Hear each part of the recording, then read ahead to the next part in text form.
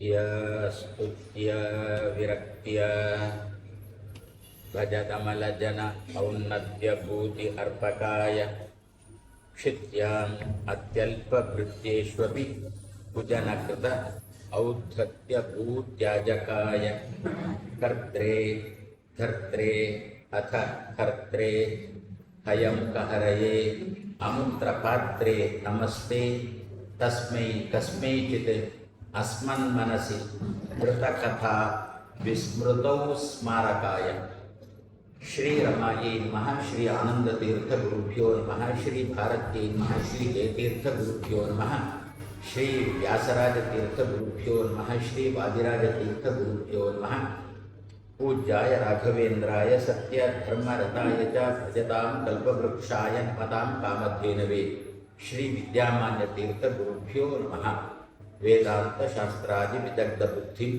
ವಿದ್ಯಾ ಪ್ರಸಾರೇ ಅರ್ಪಿತ ಜೀವಿತಂ ಮುದಾ ಕೃಷ್ಣ ಪ್ರಿಯಂ ಧೀರಂ ಅಧೀನ ಭಾಷಣಂ ನಮಾಮಿ ಉದಾರಂ ವಿಬುಧೇಶ ಯೋಗಿನಂ ಶ್ರೀ ಗುರುಭ್ಯೋ ನಮಃ ಜನ್ಮಾದಿ ಅಸ್ಯ ಯತಃ ಅನ್ವಯಾತ್ ಇತರತಃ ಚ ಅರ್ಥೇಷು ಅಭಿಜ್ಞಃ ಸ್ವರಾಟ್ ತೇನೇ ಬ್ರಹ್ಮ ಹೃದಯ ಆದಿ ಕವಯೇ ಮುಷ್ಯಂತಿ ಯಂ ಸೂರಯಃ ತೇಜೋವಾರಿಮೃತಾಂ ಯಥಾ ವಿನಿಮಯಃ ಯತ್ರ ತ್ರಿಸರ್ಗಃ ಮೃಷಾ ಧಾಮ್ನಾ ಸ್ವೇನ ಸದಾ ನಿರಸ್ತಕುಹಕಂ ಸತ್ಯಂ ಪರಂ ಧೀಮಹಿ ಶ್ರೀ ಗುರುಭ್ಯೋ ನಮಃ.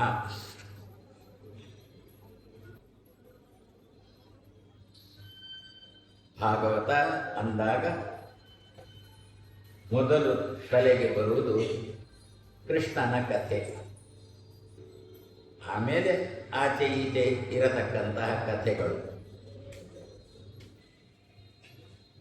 ನಮಗೆ ಹಿರಿಯರು ಹೇಳಿದ್ದು ಕೂಡ ಹಾಗೆ. ಭಾಗವತ ಕೇಳು ಅಂತಂದರೆ ವಿಶೇಷವಾಗಿ ಕೃಷ್ಣ ಕಥೆ ಕೇಳು ಎನ್ನುವ ಉದ್ದೇಶದಿಂದಲೇ ಹೇಳಿದ್ದು. ಜ್ಯೋತಿಷ್ಕರು ಹೇಳುವುದಾದರೂ ಕೂಡ ಅವರ ಉದ್ದೇಶವೂ ಹಾಗೆ ಇರುತ್ತೆ. ಕೃಷ್ಣ ಕಥೆಯನ್ನು ಕೇಳು ಎನ್ನುವುದೇ ಅವರ ಉದ್ದೇಶ ಆಗಿರುತ್ತೆ. ಯಾಕೆ ಜ್ಯೋತಿಷ್ಕರಾದರೂ ಯಾಕೆ ಹೇಳ್ತಾರೆ ಭಾಗವತ ಕೇಳು ಅಂತೇಳಿ? ನಾವು ಅವರ ಹತ್ರ ಜಾತಕ ಹಿಡ್ಕೊಂಡು ಹೋದದ್ದಕ್ಕೆ. ಜಾತಕ ಯಾಕೆ ಹಿಡ್ಕೊಂಡು ಹೋದದ್ದು? ಮುಟ್ಟಿದ್ದೆಲ್ಲ ಮಣ್ಣಾದದ್ದಕ್ಕೆ. ಮುಟ್ಟಿದ್ದೆಲ್ಲ ಭೂಮಿ ಆಗುತ್ತಿದ್ದರೆ ಖುಷಿ ಇತ್ತು. ಗ್ರಹಚಾರ ಮುಟ್ಟಿದ್ದೆಲ್ಲ ಮಣ್ಣಾಗುತ್ತಿದ್ದ. ಆದ್ದರಿಂದ ಯಾಕೆ ಅಂತ ಕೇಳಿದಾಗ ಏನೋ ನಿನ್ನೊಳಗೆ ಏನೋ ಆವೇಶ ಆಗಿದೆ, ಯಾವುದೋ ಒಂದು ಕೆಟ್ಟ ಶಕ್ತಿಯ ಆವೇಶ ಆಗಿದೆ. ಆದ್ದರಿಂದ ಮುಟ್ಟಿದ್ದೆಲ್ಲ ಚಿನ್ನ ಆಗ್ತಾ ಇಲ್ಲ, ಮುಟ್ಟಿದ್ದೆಲ್ಲ ಮಣ್ಣಾಗ್ತಾ ಉಂಟು. ಹಾಗಾದ್ರೆ ಏನಾಗಬೇಕು? ಆವೇಶ ಏನಾಗಿದೆ ಅದನ್ನು ತೊಲಗಿಸಿಕೊಳ್ಬೇಕು. ನಮ್ಮ ದೇಹದಿಂದ ತೊಲಗಿಸಿಕೊಳ್ಳಿಕ್ಕೆ ಇದ್ದದ್ದು ಕೃಷ್ಣನ. ಕೃಷ್ಣ ಒಂದು ಸಂದರ್ಭದಲ್ಲಿ ಬದರಿಕಾಶ್ರಮಕ್ಕೆ ಹೋದದ್ದು ಗೊತ್ತಲ್ವ ನಮಗೆ. ಸುಮ್ಮನೆ ಬೇಕಿರಲಿಲ್ಲ ಅವನಿಗೆ. ಮತ್ತೆ ಅವರಿಗೆ ತೋರಿತೋ ಏನು, ಯಾಕೆ ಸುಮ್ಮನೆ ಜೋಯಿಸರ ಹತ್ರ ಕೇಳಲಿಕ್ಕೆ ಹೋದೆ ಅಂತ ಮತ್ತೆ ತೋರಿತೋ ಏನು ಅಂತ ಕೇಳಲಿಕ್ಕೆ ಹೋದ ಜೋಯಿಸರ ಹತ್ರ. ಜೋಯಿಸರೇ ಏನು ಅಲ್ಲ, ನನಗೊಂದು ಸಂತತಿ ಬೇಕು ಅಂತ. 16,100ರಲ್ಲಿ ಪಡ್ಕೊಂಡಿದ್ದಾನೆ ಒಂದಷ್ಟು, ಆದರೂ ತೃಪ್ತಿ ಇಲ್ಲ, ಒಂದು ಸಂತತಿ ಬೇಕಿತ್ತು ಅಂತ. ಜೋಯಿಸರು ನಾನು ಕಳಿಸಿದ್ದಲ್ಲಿ ನಾನು ಹೆಂಡತಿ ದಬ್ಬಿದ್ದು ಅಂತ. ರುಕ್ಮಿಣಿ ಹೇಳಿದ್ರಂತೆ, ಹೋಗಿ ಜೋಯಿಸರ ಹತ್ರ ಕೇಳಬಾರ್ದ, ನಮಗೊಂದು ಒಳ್ಳೆಯ ಸಂತತಿ ಬೇಕು ಅಂತ ಹೇಳಿಕೊಂಡು ಕೇಳಬಾರ್ದ ಅಂತೇಳಿ ರುಕ್ಮಿಣಿ ಕಳಿಸಿದ್ದಂತೆ. ಕಳಿಸಿದ್ದಕ್ಕೆ ಕೃಷ್ಣ, ಇದೆಲ್ಲ ನಾವು ಲೌಕಿಕವಾಗಿ ನೋಡುವುದು. ಕೃಷ್ಣ ರುಕ್ಮಿಣಿಯರನ್ನು ಲೋಕದ ಕಣ್ಣಿನಿಂದ ನಾವು ನೋಡೋಣ. ನಾವು ಜೀವನದಲ್ಲಿ ಹೇಗೆ ಮಾಡಿದ್ದೇವೆ ಅದನ್ನು ನಾವು ನಮ್ಮ ದೇವರಲ್ಲಿ ನೋಡೋಣ. ಆ ರುಕ್ಮಿಣಿ ಹೇಳಿದ್ದಕ್ಕೆ ಬಂದಿದ್ದೇನೆ ಅಂತಂದಾಗಲೇ ಜೋಯಿಸರಿಗೆ ಗೊತ್ತಾಯ್ತಂತೆ ಇವನಿಗೆ ಅಗತ್ಯ ಇಲ್ಲ ಅಂತೇಳಿ. ಅಲ್ಲೇ ಜೋಯಿಸರು ತೀರ್ಮಾನ ಮಾಡಿದ್ರಂತೆ, ಬಂದಿರತಕ್ಕಂಥ ವ್ಯಕ್ತಿಯು ಕೂಡ ತನಗಾಗಿ ಬಂದದ್ದಲ್ಲ, ಯಾರಿಗಾಗಿಯೂ ಬಂದದ್ದು ಅಂತ ಹೇಳಿದರು. ದೇವರು ತಾನು ಏನು ಮಾಡುವುದಿದ್ರೂ ಕೂಡ ಅವನಿಗಾಗೆಲ್ಲ ನಮಗಾಗಿ. ಭೂಮಿಗಿಳಿದು ಬಂದಿದ್ದಾನಲ್ಲ, ಇಷ್ಟೆಲ್ಲ ಅವತಾರ ತಾಳಿದ್ದಾನಲ್ಲೋ, ಯಾತಕ್ಕಾಗಿ ಅಂತ ಕೇಳಿದರೆ ದೇವರಂತಾನೆ, ಮಹಾರಾಜ ನಿನಗಾಗಿ, ನನಗಾಗಿ ಅಲ್ಲ ಅಂತ. ಆದ್ದರಿಂದ ಅದರ ಸಂಕೇತ ಏನು? ರುಕ್ಮಿಣಿ ಕಳಿಸಿದ್ದಕ್ಕೆ ಬಂದಿದ್ದೇನೆ ಅಂತ ಕೃಷ್ಣ ಅಂತ. ಅಂದರೆ ಕೃಷ್ಣನ ಪ್ರತಿಯೊಂದು ಹೆಜ್ಜೆಯು ಕೂಡ ಇನ್ನೊಬ್ಬರಿಗಾಗಿ ಹೊರತು ತನಗಾಗಿ ಅಲ್ಲ. ಅಂದರೆ ತನ್ನ ಸರ್ವೋತ್ತಮತ್ವವನ್ನು ಎಲ್ಲಿ ಬಿಟ್ಟು ಕೊಡುವವ ಅಲ್ಲ ಕೃಷ್ಣ. ಅವಳಿಗಾಗಿ ಬಂದು ಅವಳು ಕಳಿಸಿಕೊಟ್ಟದ್ದು ಅಂತಂದಾಗ ಜೋಯಿಸರು ಅಂದ್ರಂತೆ, ಇನ್ನು ಮುಂದೆ ಹೆಂಡತಿ ಹೇಳಿದಂತೆ ಕುಣಿಬಾರದು, ಆ ರೀತಿ ಮಾಡ್ತೇನೆ ಇವನಿಗೆ ಅಂತ ಅಂದ್ರಂತೆ ಜೋಯಿಸರು. ಅಂದರೆ ಹೆಂಡತಿ ಹೇಳಿದಂತೆ ಕುಣಿಬಾರದು ಅಂತ ಬಿಟ್ಟರೆ ಎಲ್ಲದಕ್ಕೂ ಅಲ್ಲ, ಕೆಲವು ಸಂದರ್ಭದಲ್ಲಿ ಅವಳಿಗೆ ಸುಮ್ಮನೆ ಕುಣಿಸ್ತಾಳೆ ಅಂದರೆ ಸುಮ್ಮನೆ ಕುಣಿತಾಳೆ. ಹಾಗಲ್ಲ, ಒಳ್ಳೆಯದನ್ನು ಹೇಳಿದಾಗ ಕುಣಿಸಿದ್ರೆ ಅದಕ್ಕೆ ಕುಣಿಬೇಕು. ಗಂಡ ಕುಡಿಯುವ ಚಟ ಉಂಟು, ಧೂಮಪಾನದ ಚಟ ಉಂಟು, ಕೊಡಪಾನದ ಚಟ ಉಂಟು. ಧೂಮಪಾನ, ಮದ್ಯಪಾನ, ಎಷ್ಟು ಕೊಡಪಾನ ಅಷ್ಟೇ, ಅದಕ್ಕೆ ಅಲ್ಲಿ ಕೊಡಪಾನ ಅಷ್ಟು ಚಟ ಉಂಟು. ಅದನ್ನು ಬಿಡಿಸ್ಲಿಕ್ಕೆ ಬೇಕಾಗಿರ್ತಕ್ಕಂಥ ಪ್ರಯತ್ನ ಮಾಡ್ತಾ ಇದ್ದಾಳೆ. ಆವಾಗ ಅವಳ ತಾಳಕ್ಕೆ ಸರಿಯಾಗಿ ಕುಣಿಬೇಕು. ಕೆಲವು ಬೇರೆದ ವಿಷಯದಲ್ಲಿ ಕೂಡ ಕುಣಿಸ್ತಾಳಲ್ಲ, ಅದು ಕೂಡ. ಆದ್ದರಿಂದ ಅದನ್ನು ಒಂದು ಪಾಠ ಸಮಾಜಕ್ಕೆ ತೋರಿಸಿಕೊಡುವುದಕ್ಕೋಸ್ಕರ ಕೃಷ್ಣ ಜೋಯಿಸರ ಬಳಿಗೆ ಬಂದು ಜ್ಯೋತಿಷ್ಕರ ಹತ್ರ ಕೇಳಿದಾಗ ಹೀಗೆ ಸಂತತಿ ಆಗಬೇಕು, ಏನು ಮಾಡಬೇಕು ಅಂತ. ಅವಾಗ ಜ್ಯೋತಿಷ್ಕರು ಕೊಟ್ಟ ಉತ್ತರ, ಬದರಿಕಾಶ್ರಮಕ್ಕೆ ಹೋಗಿ 12 ವರ್ಷ ತಪಸ್ಸು ಮಾಡುವಾಗ ನಿಮಗೊಂದು ಒಳ್ಳೆಯ ಸಂತತಿ ಆಗುತ್ತೆ ಅಂತ ಹೇಳಿದರು. ಪ್ರಾಯಶಃ ಅದನ್ನೇ ಇಟ್ಟುಕೊಂಡು ನಮ್ಮ ಮಧ್ಯಗೇಹ ಭಟ್ರು ದಂಪತಿಗಳು ಕೂಡ, ನಾನಂದರೆ 12 ವರ್ಷನೋ 3 ವರ್ಷನೋ 6 ವರ್ಷನೋ ಅಂತ ಹೀಗೆಲ್ಲ ನಾನು ಅದರಲ್ಲಿ ವಿಕಲ್ಪ ಮಾಡಿದ್ದೇನೆ.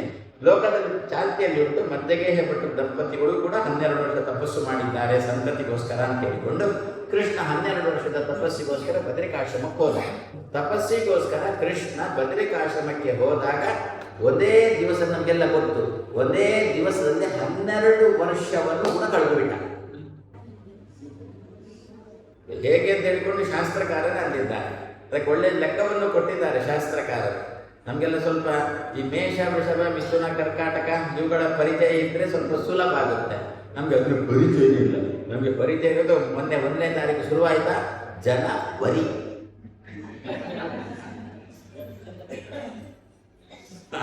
ಅದಕ್ಕೆ ಸರಿಯಾಗಿ ಉಂಟು ಅದು ಹೋಗೋದು ಹೆಜ್ಜೆಗಳು ಕೂಡ. ಜನವರಿ ಇವರಿಗೆ ಕೇಳಿಸಿಕೊಳ್ಳೇ ಇಲ್ಲ. ಪುನಃ ಫೆಬ್ರವರಿ.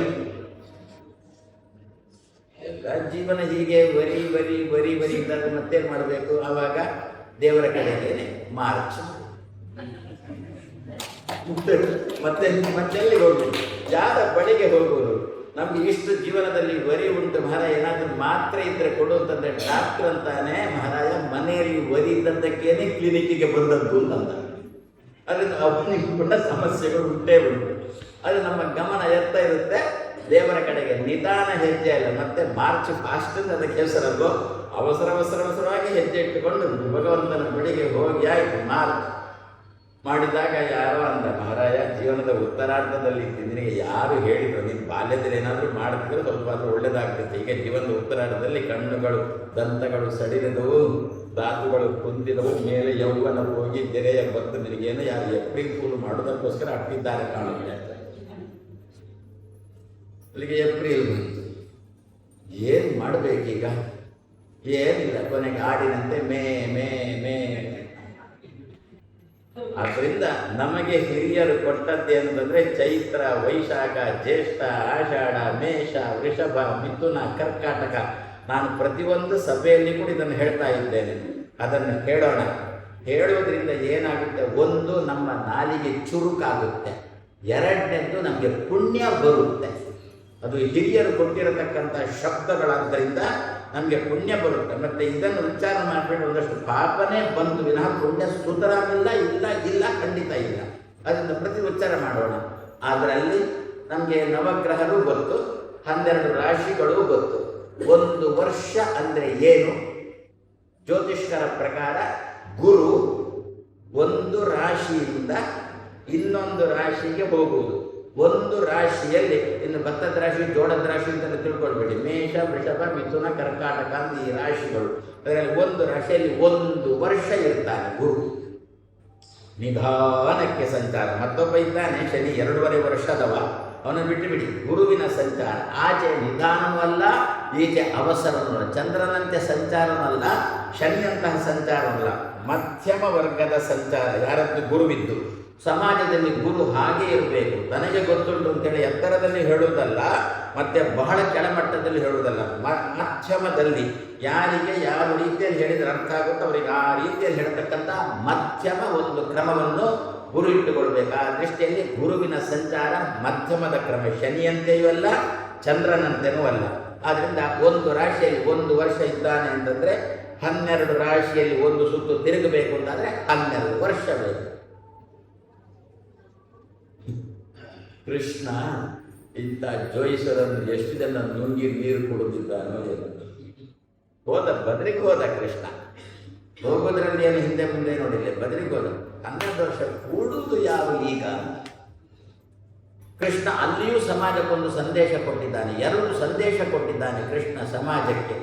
ಒಂದು ಸಂದೇಶ ಏನಂತಂದರೆ, ನಮಗೆ ಯಾರಾದರೂ ಜೋಯಿಸರು ಏನಾದರೂ ಒಂದು ಹೇಳಿಬಿಟ್ರೆ ಆ ಸಂಧಿ ಈ ಸಂಧಿ ಅದಕ್ಕೆ ಶಾಂತಿ ಇದಕ್ಕೆ ಶಾಂತಿ, ಅಷ್ಟು ಜಪ ಇಷ್ಟು ಜಪ ಮಾಡಬೇಕು ಅಂತ ನಾವು ಏನು ಮಾಡ್ತೇವೆ ಗೊತ್ತಾ? ಜಪ ಮಾಡೋರನ್ನು ಹುಡುಕಿಕೊಂಡು ಹೋಗ್ತೇವೆ. ನಾವು ಜಪ ಮಾಡೋದು, ಇನ್ನೊಬ್ಬರನ್ನು ಹುಡುಕ್ತೇವೆ, ಅವನ ಹತ್ರ ಜಪ ಮಾಡಿಸ್ತೇವೆ. ಎಷ್ಟು ಅದು ಕೂಡ ಏನು 19,000 21,000 ಹೀಗೆಲ್ಲ ಇರುತ್ತೆ ಆ ಜಪಗಳು. ಅವನ ಹತ್ರ ಜಪ ಮಾಡಿಸ್ತೇವೆ, ಜಪ ಸಖತ್ತಾಗಿ ಮಾಡಿಸ್ತೇವೆ. ದಕ್ಷಿಣ ಕೊಡುವಾಗ ಮಾತ್ರ ಹಿಂದೆ ಮುಂದೆ ನೋಡ್ತೇವೆ. ಜಪ ಆಯಿತು, ಅವ ಅಂದ ಜಪ ಆಯಿತು 19,000 ಆಯಿತು ಅಂತ ಹೋಮನೂ ಮಾಡಿದ, ಗ್ರಹಚಾರ ಪರಿಹಾರ ಆಗಿಲ್ಲ. ಹೋಗಿ ಜೋಯಿಸರ ಹತ್ರ ಹೋಗಿ ಕೇಳಿದ, ಜಪ ಮಾಡಿಸಿ ಆಯಿತು, ಗ್ರಹಚಾರ ಪರಿಹಾರ ಆಗಿಲ್ಲ. ಅದಕ್ಕೆ ಜೋಯಿಸರಂತ ಯಾರ ಹತ್ರ ಮಾಡಿಸಿದ್ದೆ ಅವನಿಗೆ ಪರಿಹಾರ ಆಗಿದೆ ಅಂತ. ಏನರ್ಥ? 19,000 ಜಪ ಮಾಡಿದ್ರದ್ದು ಅಷ್ಟು ಪುಣ್ಯ ಬರಬೇಕು ಅಂತಂದರೆ ಅಷ್ಟೇ ದಕ್ಷಿಣೆ ಕೊಡಬೇಕು. ದಕ್ಷಿಣೆಗೆ ತಕ್ಕ ಪ್ರದಕ್ಷಿಣೆ ಅಂತ ಬಂದದ್ದೇ ಅಲ್ಲಿಂದ. ನಾವು ದಕ್ಷಿಣೆ ಕೊಡಲಿಕ್ಕೆ ಹಿಂದೆ ಮುಂದೆ ನೋಡ್ತೇವೆ, ಜಪ ಮಾತ್ರ ಸಖತ್ತಾಗಿ ಮಾಡಿಸ್ತೇವೆ. ಕೃಷ್ಣ ಅಂದ ಇನ್ನೊಬ್ಬರ ಹತ್ರ ಜಪ ಮಾಡಿಸುವುದಲ್ಲ, ಸ್ವಯಂ ನಾವೇ ಮಾಡಬೇಕೆನ್ನುವ ದೃಷ್ಟಿಯಿಂದ ಕೃಷ್ಣ ಸ್ವಯಂ ತಾನು ಬದರಿಕಾಶ್ರಮಕ್ಕೆ ಹೋದ ತಪಶ್ಚರ್ಯ ಮಾಡಲಿಕ್ಕೆ ಅಂತ ಹೇಳಿಕೊಂಡು. ಆದರೆ 12 ವರ್ಷ ಕೂಡ್ಲಿಕ್ಕೆ ಮಾತ್ರ ಅವನಿಂದ ಆಗಲಿಲ್ಲ. ಯಾಕೆಂತಂದರೆ ರಾಜಕೀಯನೂ ಬೇಕು.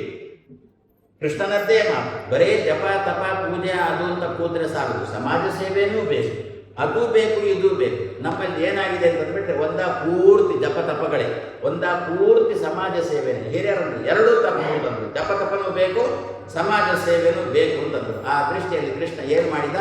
ಬದರಿಗೆ ಹೋದ, ಗುರು ಎಲ್ಲಿದ್ದಾನೆ ಅಂತ ನೋಡಿದ. ಗುರು ಆವಾಗ ಮೇಷದಲ್ಲಿದ್ದ. ಗುರುವನ್ನು ಕರೆದ, ಅಪ್ಪಣೆ ಎಂದ ಗುರು. ಹೊರಡು, ಎಲ್ಲಿದ್ದೆ ಅಂತಂದ. ಮೇಷದಲ್ಲಿದ್ದೆ ಅಂತಂದ. ಹೊರಡು ಅಂತಂದ. ಎಲ್ಲಿ ಹೋಗಬೇಕು ಅಂತಂದ. ಎಲ್ಲಿಗೆ ಹೋಗೋದು ಬೇಡ, 12 ರಾಶಿಗಳನ್ನು ಇವತ್ತು ಸೂರ್ಯಾಸ್ತದೊಳಗೆ ನೀನು ಮೇಷದಿಂದ ಹೊರಟು ಪುನಃ ಮೇಷದಲ್ಲೇ ಬಂದು ಕೂತ್ಕೊಳ್ಬೇಕು ಅಂತಂದ. ಕೂಡದಿದ್ರೆ ಅಂದ, ಸಸ್ಪೆಂಡ್ ಅಂತ. ಹೆದರಿದ ಗುರು, ಕೃಷ್ಣನಿಗೆ ಹೆದರಿದ. ನೀನೇ ನನ್ನನ್ನು ಈ ಸ್ಥಾನದಲ್ಲಿ ಇಟ್ಟವ, ನಿನ್ನ ಮಾತನ್ನು ನಾನು ಪಾಲಿಸಬೇಕು, ನನ್ನ ಕರ್ತವ್ಯ ಅಂತಂದ. ಗುರು ಆದವನಿಗೆ ಯಾವಾಗಲೂ ಕೂಡ ಮಾತು ಗುರು ಇರಬೇಕು, ತಲೆ ಗುರು ಆಗಿರಬಾರ್ದು. ಗುರು ಶಬ್ದಕ್ಕೆ ಭಾರ ಅಂತ ಅರ್ಥ. ಮಾತು ತೂಕದ್ದಿರಬೇಕು, ತಲೆಯಲ್ಲಿ ಮಾತ್ರ ತಾನು ಗುರು ಅಂತ ಇರಬಾರ್ದು. ಆ ನಿಟ್ಟಿನಲ್ಲಿ ಗುರು ಕೃಷ್ಣನ ಮುಂದೆ ಕೈ ಮುಗಿದು ನೀನು ಹೇಳಿದಂತೆ ಕೇಳ್ತೇನೆ ಅಂತ ಹೇಳಿಕೊಂಡು ಮೇಷದಿಂದ ಹೊರಟ. ಹಿಂದಿನ ದಿವಸ ರಾತ್ರಿ ಕೃಷ್ಣ ಬದರಿಕಾಶ್ರಮಕ್ಕೆ ಸೇರಿದ. ಮರುದಿವಸ ಬೆಳಿಗ್ಗೆ ಗುರು ಮೇಷದಿಂದ ಹೊರಟ. ಸಾಯಂಕಾಲಕ್ಕಾಗುವಾಗ ಪುನಃ ಮೇಷಕ್ಕೆ ಬಂದು ಸೇರಿ ಆಯಿತು. ಕೃಷ್ಣನಿಗೆ ಖುಷಿಯೇ ಖುಷಿ, 12 ವರ್ಷ ಆಯಿತು ಅಂತ.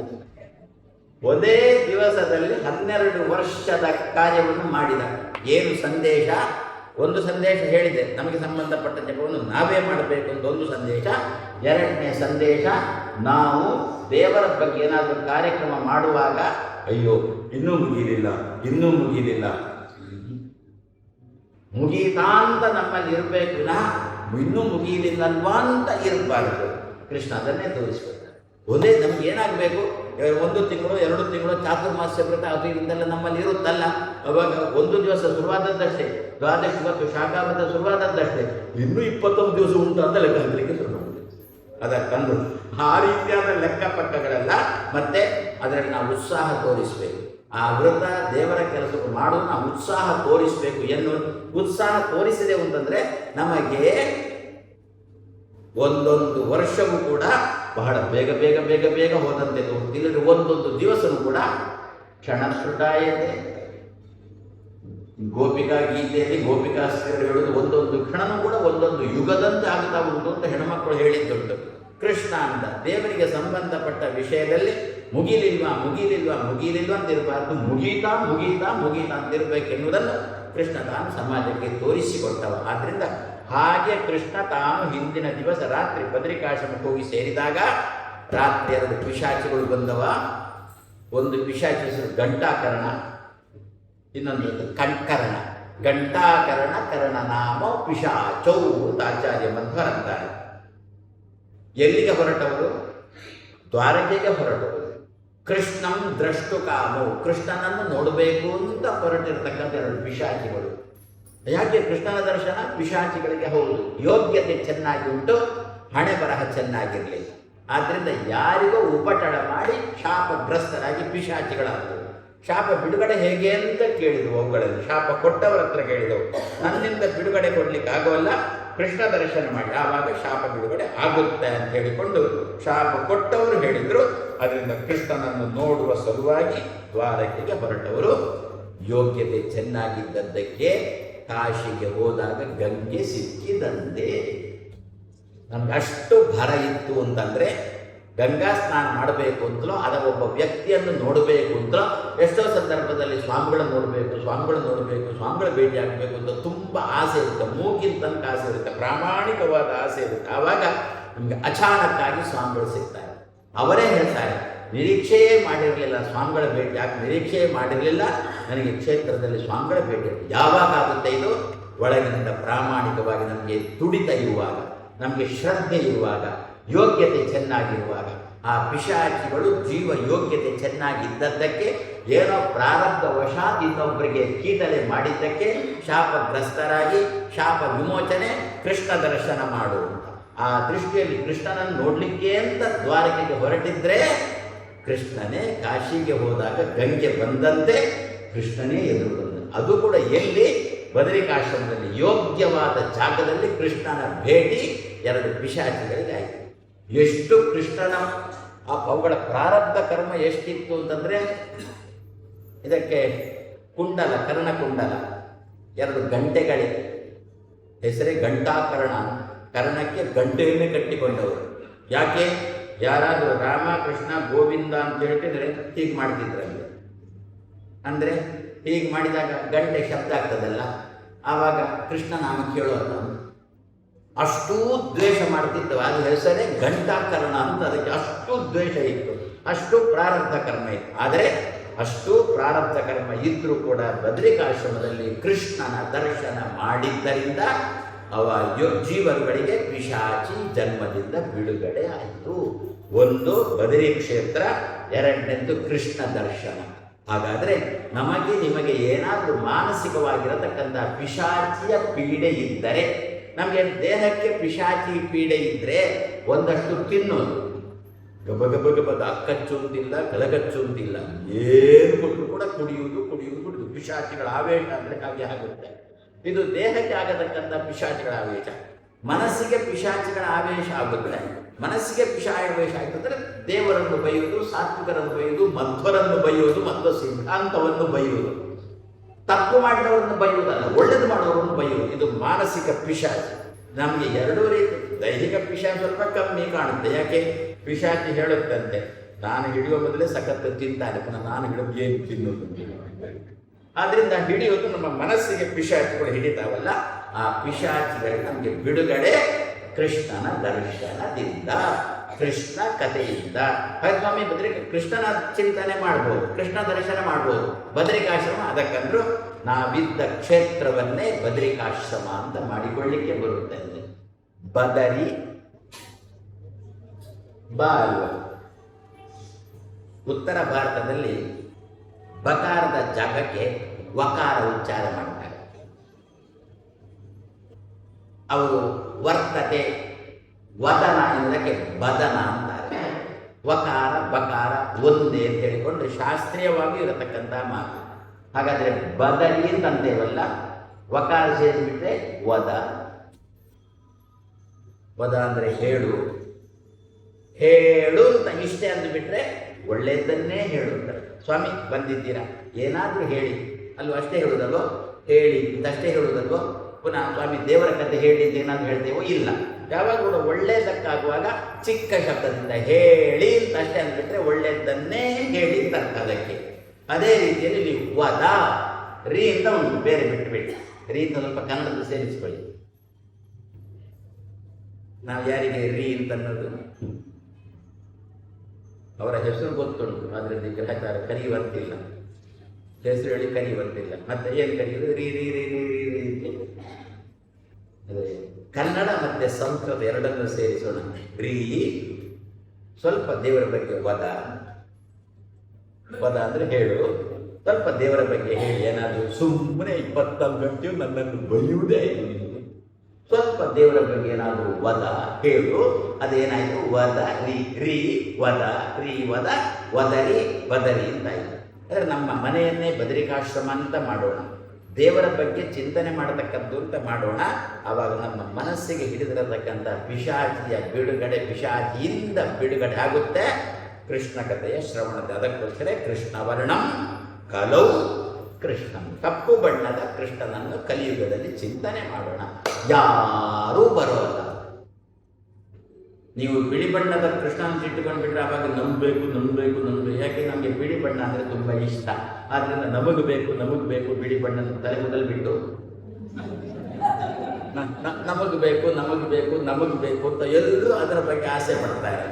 ಅದಕ್ಕೆ ಹಾಗಾದರೆ ನಮಗೆ ಸಾತ್ವಿಕರಿಗೆ ಯಾರು ನಾವೇನು ಒಂದು ವಸ್ತುವನ್ನು ಚಿಂತನೆ ಮಾಡ್ತೇವೆ ಅಂತಂದರೆ ಅದರ ತಂಟೆಗೆ ಯಾರೂ ಬರಬಾರದು.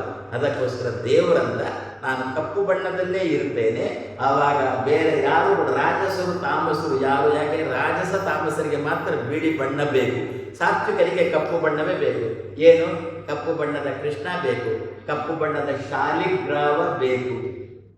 ಇದು ಎರಡು ಮುಖ್ಯವಾದದ್ದು ಸಾತ್ವಿಕರಿಗೆ ಬೇಕಾದದ್ದು. ಆದ್ದರಿಂದ ಈ ಕಪ್ಪು ಬಣ್ಣದ ತಂಟೆಗೆ ಯಾರು ಬರೋಲ್ಲ. ಹೇಗೆ ವೈಷ್ಣವರು ಗಂಗೆಯಲ್ಲಿ ಸ್ನಾನ ಮಾಡ್ತಾರೋ ಹಾಗೆ. ಗಂಗೆಯಲ್ಲಿ ಸ್ನಾನ ಮಾಡೋದು ಎರಡು ರೀತಿಯಲ್ಲಿ ಉಂಟು. ಮೈಯಲ್ಲಿದ್ದಂಥ ಕೊಳೆ ತೆಗೆಯುವುದಕ್ಕೋಸ್ಕರ ಗಂಗಾ ಸ್ನಾನದಲ್ಲಿ ಎಲ್ಲರೂ ಮಾಡ್ತಾರೆ. ಆದರೆ ಗಂಗೆ ಪವಿತ್ರವಾದ ನೀರು ಅಂತ ಹೇಳಿಕೊಂಡು ಆರಾಮವಾಗಿ ಸ್ನಾನ ಮಾಡೋದು ವೈಷ್ಣವ ಮಾತ್ರ ಅಂತಂದರು. ವಿಷ್ಣು ಸರ್ವೋತ್ತಮ ಅಂತ ಹೇಳುವವ ಮಾತ್ರ ಅಂತಂದರು. ಅಲ್ಲ, ಶೈವರು ಮಾಡುವುದಿಲ್ವೋ, ಶ್ರೀ ವೈಷ್ಣವರು ಮಾಡುವುದಿಲ್ವೋ? ಮಾಡ್ತಾರೆ. ಯಾಕೆ ಮಾಡ್ತಾರೆ? ಮೈಯ ಕೊಳೆ ತೆಗೀಲಿಕ್ಕೆ ಮಾಡ್ತಾರೆ ಅಷ್ಟೇ ವಿನಃ ಇದು ಪವಿತ್ರವಾದ ನೀರು ಅಂತ ಮಾಡೋಲ್ಲ. ಯಾಕೆ ಗೊತ್ತಾ? ಶೈವರು ವಿಷ್ಣುವನ್ನು ದ್ವೇಷ ಮಾಡ್ತಾರೆ. ಅವರು ಗಂಗೆಗೆ ಹೋದಾಗ ಅವರಿಗೆ ಶಿವನ ತಲೆಯಿಂದ ಬಂದದ್ದು ಎನ್ನುವುದಕ್ಕಿಂತ ಕೂಡ ವಿಷ್ಣುವಿನ ಕಾಲಿನಿಂದ ಬಂದದ್ದು ಅಂತಲೇ ತಲೆಗೆ ಗೊತ್ತಿಲ್ಲ. ಅದನ್ನು ಬೇಡಪ್ಪ ಅಂತ ಬಿಟ್ಟು ಶ್ರೀ ವೈಷ್ಣವರು ಹೋದರು, ಗಂಗೆಯನ್ನು ನೋಡಿದ್ರು. ಅವರಿಗೆ ಕೂಡ ವಿಷ್ಣುವಿನ ಪಾದದಿಂದ ಬಂದವಳು ಅಂತ ಎನ್ನುವುದು ಗೊತ್ತಾಗುವ ಮೊದಲು ಶಿವನ ತಲೆಯಿಂದ ಬಂದದ್ದು ಅಂತ ತಲೆಗೆ ಬಂದು ಬಿಟ್ಟರು ಹೋದರು. ಮಾಧ್ವ ಹೋದ, ಅವನಿಗೆ ಶಿವನು ಬೇಕು, ವಿಷ್ಣು ಬೇಕು. ಆರಾಮದಲ್ಲಿ ಗಂಗೆಯಲ್ಲಿ ಮುಳುಗಿದ, ವಿಷ್ಣು ಸರ್ವೋತ್ತಮ ಅಂತ ಹೇಳಿಕೊಂಡು ತಾನು ಬಂದ. ಅದೇ ರೀತಿಯಲ್ಲಿ ಕಪ್ಪು ಬಣ್ಣದ ಕೃಷ್ಣನನ್ನು ಸಮಾಜಕ್ಕೆ ಯಾಕೆ ಕೊಟ್ಟರು ಅಂತಂದರೆ ಇನ್ನೊಬ್ಬರು ಯಾರು ಕೂಡ ಆ ರೂಪದ ತಂಟೆಗೆ ಬರೋಲ್ಲ ಎನ್ನುವ ದೃಷ್ಟಿಯಿಂದ ಕಪ್ಪು ಬಣ್ಣದ ಕೃಷ್ಣನನ್ನು ಕೊಟ್ಟರು. ಆ ಕೃಷ್ಣನನ್ನು ಉಪಾಸನೆ ಮಾಡೋಣ. ಅದಕ್ಕೋಸ್ಕರ ಪರೀಕ್ಷಿತ್ ರಾಜನಿಗೆ ಪಿಶಾಚಿಯ ಆವೇಶ ಆಗಿದೆ, ಪರೀಕ್ಷಿತ್ ರಾಜನಿಗೆ ಅಸುರನ ಆವೇಶ ಆಗಿದೆ. ಆದ್ದರಿಂದಲೇ ಋಷಿಯ ಕೊರಳಿಗೆ ಹಾವಿನ ಹೆಣವನ್ನು ಹಾಕಿದ್ದು. ಅದರಿಂದ ಬಿಡುಗಡೆ ಆಗಬೇಕಾಗಿದೆ. ಬಿಡುಗಡೆ ಆಗಿದ್ದವನಿಗೆ ಪಶ್ಚಾತ್ ತಾಪ ಆಗಿದೆ. ಅವನಿಗೆ ಪರೀಕ್ಷಿತ್ ರಾಜನಿಗೆ ಯಾವಾಗ ಋಷಿಕುಮಾರನೇ ಬಂದು ಹೇಳಿದನೋ, ಶಾಪ ಅವಮಾನಿತನಾದ ಅಪ್ಪನ ಮಗನೇ ಬಂದು ಅಪ್ಪನೇ ಕಳಿಸಿಕೊಟ್ಟ. ನಮ್ಮ ಸಮಾಜಕ್ಕೂ ಎಂಥ ಪಾಠ ಅಲ್ವೋ ಇದು. ನಮಗೇನಾದರೂ ಒಂಚೂರು ಅಪಮಾನ ಆಗಿಬಿಟ್ಟೆವು ಅಂತಂದರೆ ತಡ್ಕೊಳ್ಳಿ, ಜೀವಮಾನ ಇಡೀ ಅವನ ಬಗ್ಗೆ ಶಾಪ ಹಾಕ್ತಾ ಇರ್ತೇವೆ. ಅಂಥ ಸಂದರ್ಭದಲ್ಲಿ ಅವಮಾನಿತನಾದ ಋಷಿ ಇನ್ನೊಬ್ಬರತ್ರ ಕೊಟ್ಟು ಕಳಿಸಿದ್ದಲ್ಲ, ಯಾವ ಮಾಡಿ ಶಾಪ ಕೊಟ್ಟಿದ್ದಾನೋ ಅವನನ್ನೇ ಕೊಟ್ಟು ಕಳಿಸಿದ. ಪರೀಕ್ಷಿತ್ ರಾಜನಲ್ಲಿ ಹೋಗಿ ಹೇಳು, ನೀವೇ ಹೋಗಿ ಹೇಳು. ಒಂದು ರೀತಿಯಲ್ಲಿ ರಾಜನ ಹತ್ರ ತಪ್ಪಾಯಿತು ಅಂತ ಹೇಳುವಂತಿಲ್ಲ. ಯಾಕೆ? ರಾಜನ ಆಯುಷ್ಯ ಕಮ್ಮಿ ಆಗುತ್ತೆ. ಯಾಕೆ? ಎತ್ತರ ಮಟ್ಟದ ಬ್ರಾಹ್ಮಣ ಇದು, ಅವ ಕ್ಷತ್ರಿಯ ಕೆಳಮಟ್ಟದವ. ಅದರಿಂದ ತಪ್ಪಾಯಿತು ಅಂತ ಹೇಳುವಂತಿಲ್ಲ. ಮತ್ತೆ ಇವನನ್ನೇ ಕಳಿಸಿಬಿಟ್ರೆ ನೋಡಿ, ತೀಕ್ಷ್ಣವಾಗಿ ನಾವೇನಾದರೂ ಒಳ್ಳೆದೋ ಕೆಟ್ಟದೋ ಮಾಡಿದರೆ ಅದರ ಫಲ ತಕ್ಷಣದಲ್ಲಿ. ಋಷಿಗೆ ಅಪಮಾನ ಮಾಡಿದ್ನ ಪರೀಕ್ಷಿತ್ ರಾಜ ತಕ್ಷಣದಲ್ಲೇ ಅಪಮಾನಿತನಾದ. ತಕ್ಷಣದಲ್ಲಿ ಅಪಮಾನ ಆಗಿಬಿಡ್ತು. ಏನು ಅಪಮಾನ? ಬೇರೆ ಏನೂ ಬೇಕಿಲ್ಲ.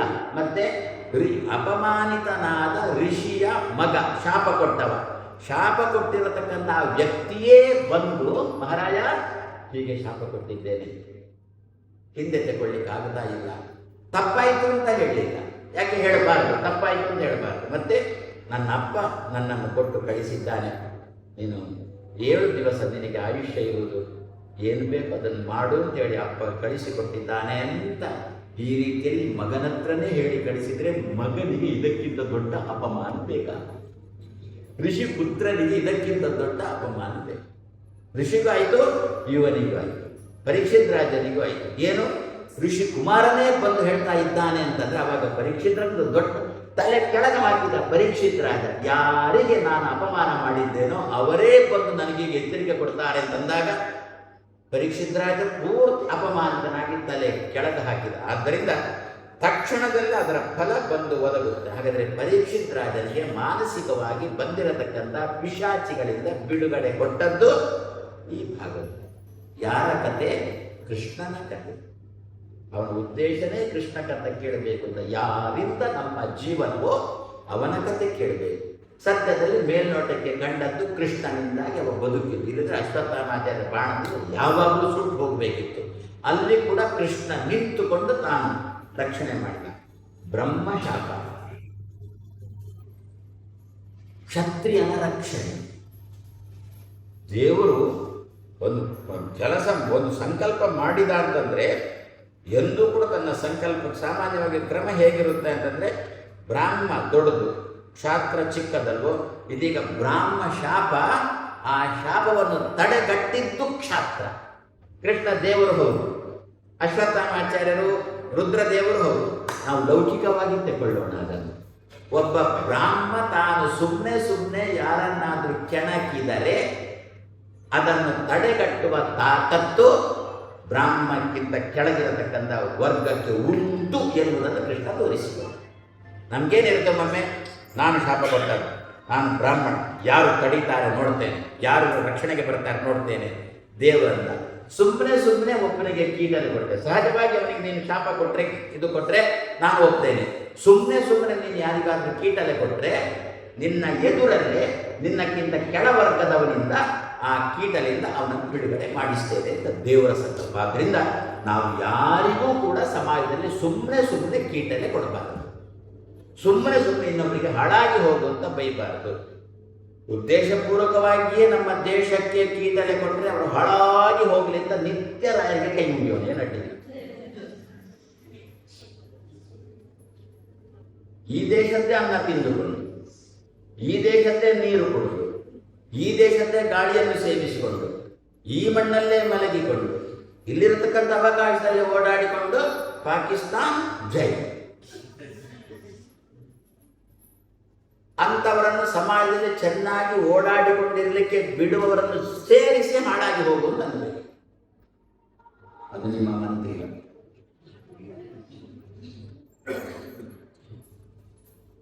ಭಾರತ ಮಾತಾ ಕಿ ಜೈ ಅಂತಂದ್ರೆ ಅವ ಒಳಗೆ,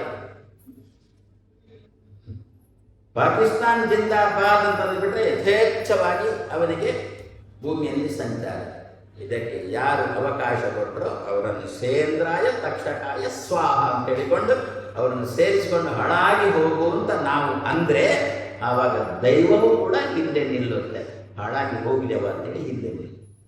ಸುಮ್ಮನೆ ಇನ್ನೊಬ್ಬರಿಗೆ ಕೀಟಲೆ ಕೊಡಬಾರದು ಅಂತ ಕೃಷ್ಣ ತಾನು ಇದರಿಂದ ತಾನು ಸಮಾಜಕ್ಕೆ ತೋರಿಸಿಕೊಟ್ಟ. ಅದರಿಂದ ಅಂತಹ ಕೃಷ್ಣ ಕಥೆಯನ್ನು ಯಾರಿಂದ ನಾವು ಬದುಕಿದ್ದೇನೆ ಅಂತಹ ಕೃಷ್ಣ ಕಥೆಯನ್ನು, ಕೃಷ್ಣ ಕಥೆ ಅಂತೇಳಿ ಸಾಮಾನ್ಯ, ಯಾರಿಂದ ನಾವು ಬದುಕಿದ್ದೇವೆ, ಗಾಳಿಯಿಂದ ಬದುಕಿದ್ದೇವೆ.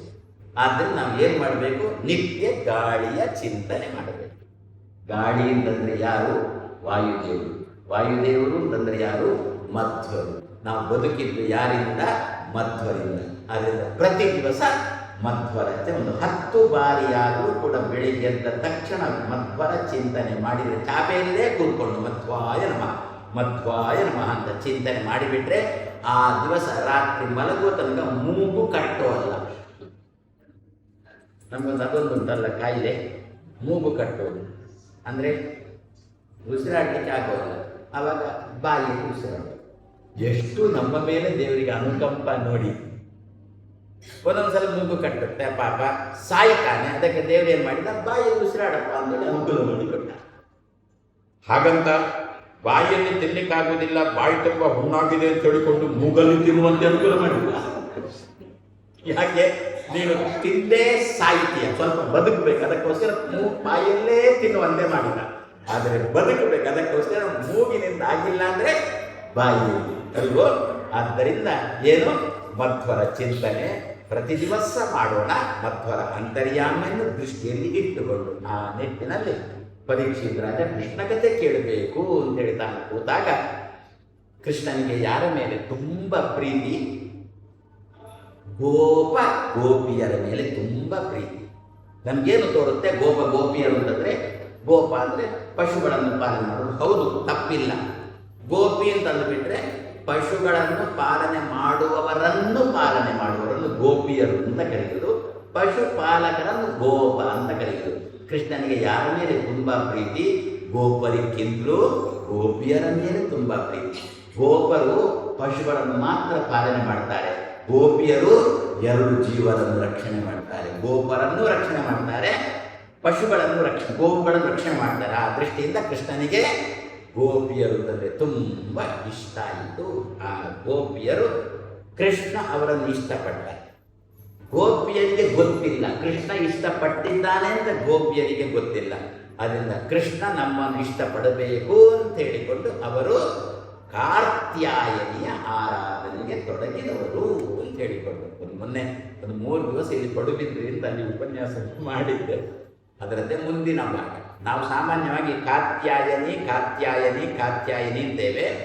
ರಕಾರ ಬೇಕು, ಕಾರ್ತ್ಯಾಯನಿ ಅಂತ ಹೊರತು ಕಾತ್ಯಾಯನಿ ಅಲ್ಲ. ಅದು ತಪ್ಪು ಪ್ರಯೋಗ ಆಗುತ್ತೆ.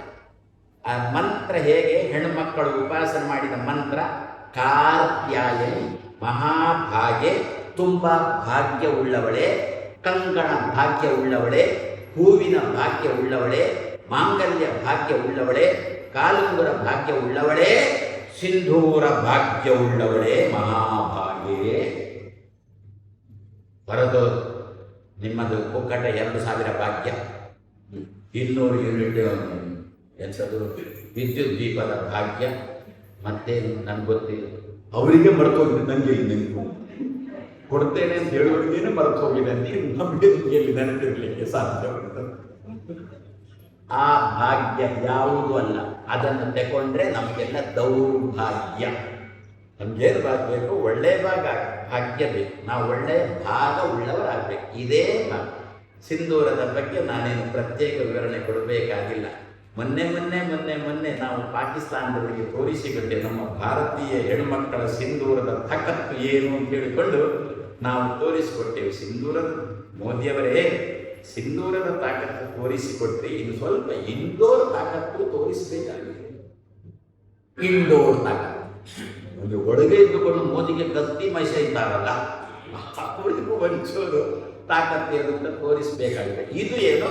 ಮಹಾಭಾಗ್ಯೆ. ಅವಳನ್ನು ಪ್ರತಿ ದಿವಸ ಚಿಂತನೆ ಮಾಡೋಣ. ನಮ್ಮ ದೇಶಕ್ಕೆ ಸುಮಂಗಲಿಯರ ಅಗತ್ಯ ತುಂಬ ಉಂಟು. ಆ ದೃಷ್ಟಿಯಲ್ಲಿ ಕಾರ್ತ್ಯಾಯನಿ, ಮಹಾಭಾಗ್ಯೆ, ಮಹಾಯೋಗಿನಿ.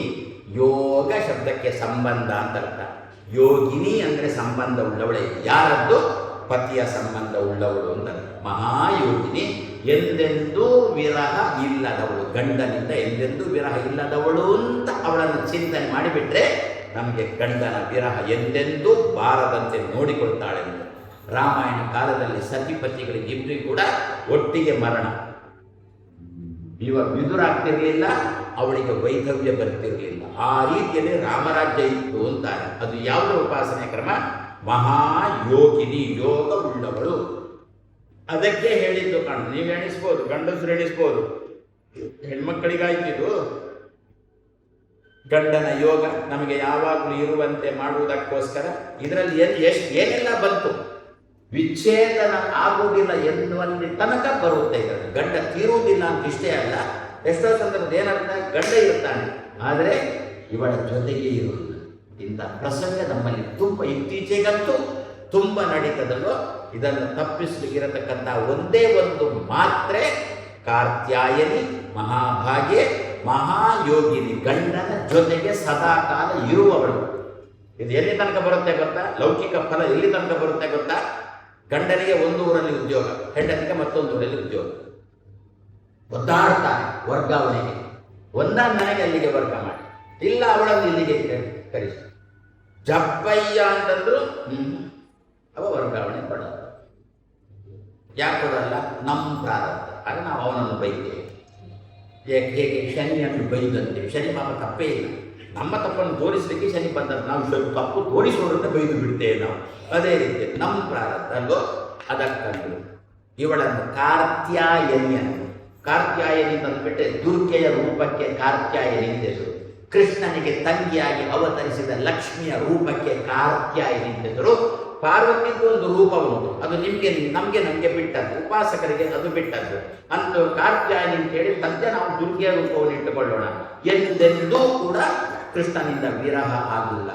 ಮಹಾಯೋಗಿನಿ, ಕೃಷ್ಣನ ಜೊತೆಗೆ ಸದಾ ಕಾಲದಲ್ಲಿ ಸಂಬಂಧವನ್ನು ಇಟ್ಟುಕೊಂಡವಳೇ ಅಂತ ಚಿಂತನೆ ಮಾಡಿಬಿಟ್ರೆ, ಅವಳಿಗೆ ಇವನಿದ್ದಲ್ಲಿಗೆ ವರ್ಗ, ಇಲ್ಲ ಇವನಿಗೆ ಅವಳಿದ್ದಲ್ಲಿಗೆ ವರ್ಗ. ಒಳ್ಳೆಯ ಜೀವನ ನಡೀತದೆ. ಮಹಾಯೋಗಿನಿ. ಇದೆಲ್ಲ ನಮಗೆ ಲೋಕಕ್ಕೆ ಬೇಕಾಗಿರತಕ್ಕದ್ದನ್ನೇ ಮಂತ್ರದಲ್ಲಿ. ಬರೇ ಈಗಿನ ಕಾಲದಲ್ಲಿ ಮಂತ್ರ ಕೊಟ್ಟರೆ ಏನೋ ಸ್ವಾಮಿಗಳು ಹೇಳ್ತಾರೆ ಅಂತ ಮಾಡಬೇಕಷ್ಟೇ.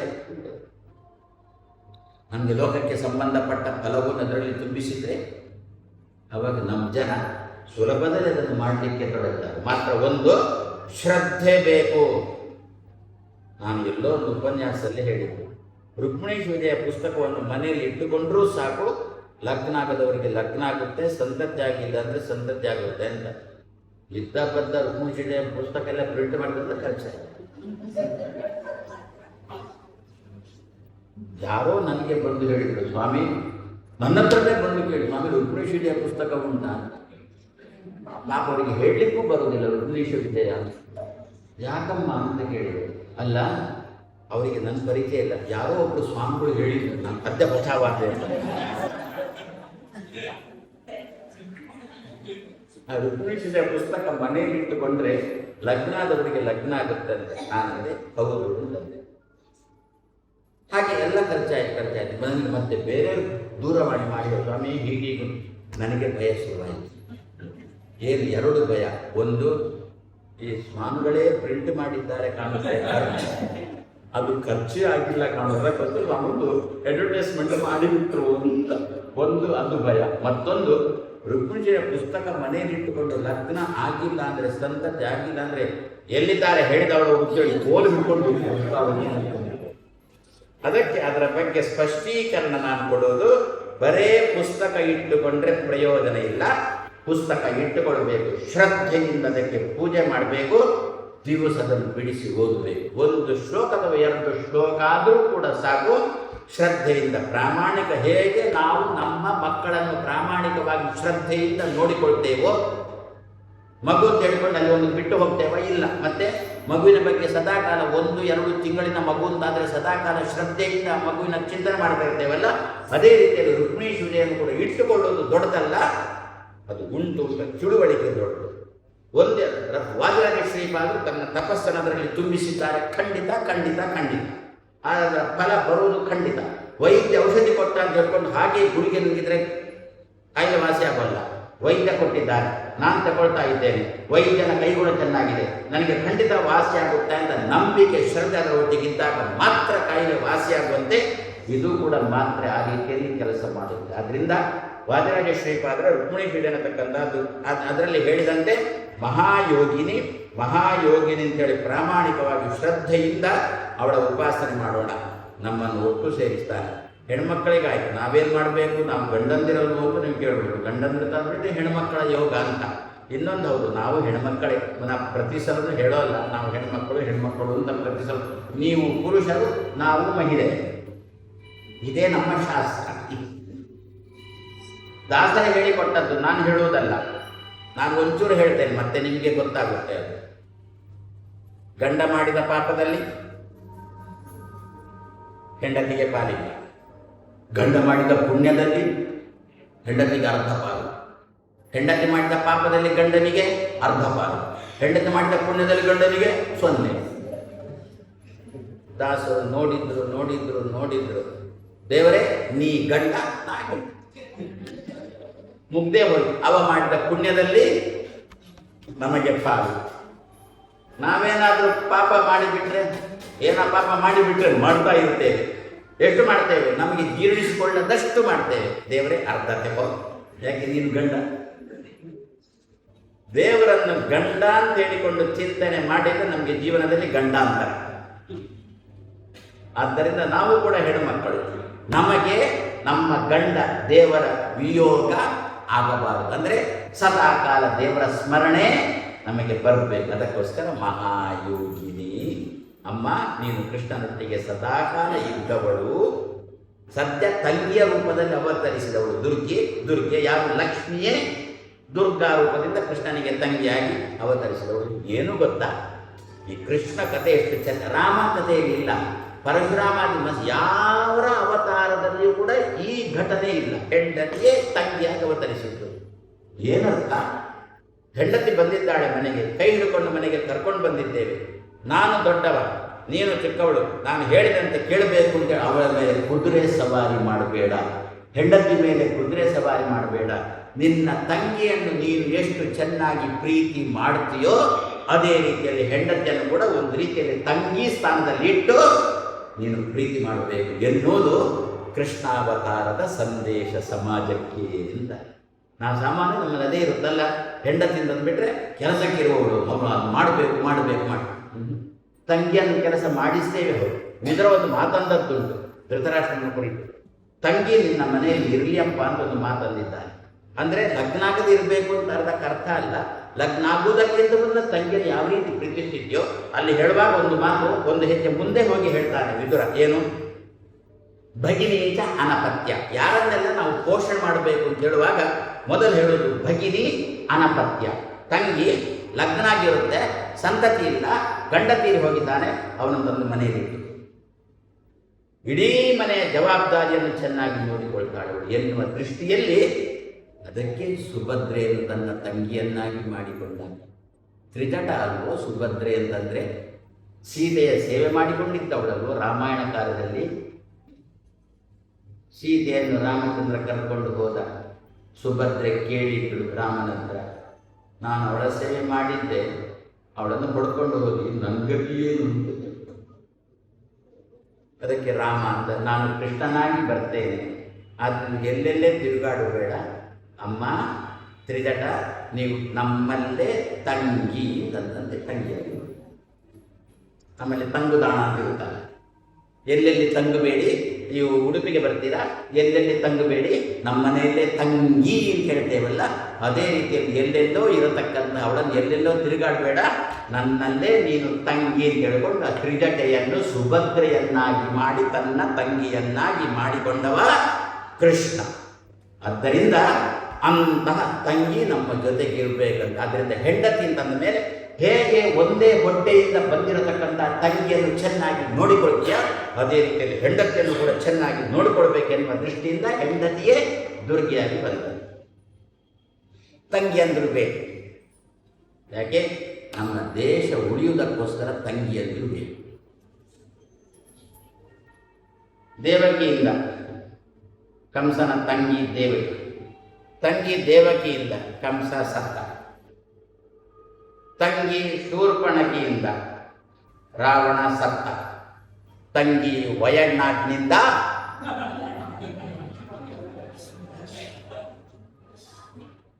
ಆದ್ರಿಂದ ತಂಗಿ ಬೇಕು. ಯಾಕೆ? ನಮ್ಮ ದೇಶ ಉಳಿಬೇಕು ಅಂತಾದ್ರೆ ತಂಗಿ. ಸದ್ಯ ದೈವ ತಂಗಿಯನ್ನು ಒಳಗೆ ನುಸುಳಿಸಿದೆ, ದೇವರಿಗೆ ಥ್ಯಾಂಕ್ಸ್. ಅಲ್ಲಿ ದೇವಕಿ ಒಳಗೆ ನುಸುಳಿದ್ದಕ್ಕಲ್ವೋ ಕಂಸನ ಜೀವ ಹೋದ. ಇಲ್ಲಿ ಶೂರ್ಪಣಕಿ ರಾಜಕೀಯಕ್ಕೆ ಪ್ರವೇಶ ಮಾಡಿದ್ರಿಂದಲೂ ರಾವಣ ಸತ್ತದ್ದು. ಅದೇ ರೀತಿಯಲ್ಲಿ ಈ ತಂಗಿಯು ಕೂಡ ಪ್ರವೇಶ ಮಾಡಿದ್ರಿಂದ ಡ್ಯಾಶ್. ಚೆನ್ನಾಗಿ ಉಂಟಲ್ಲ.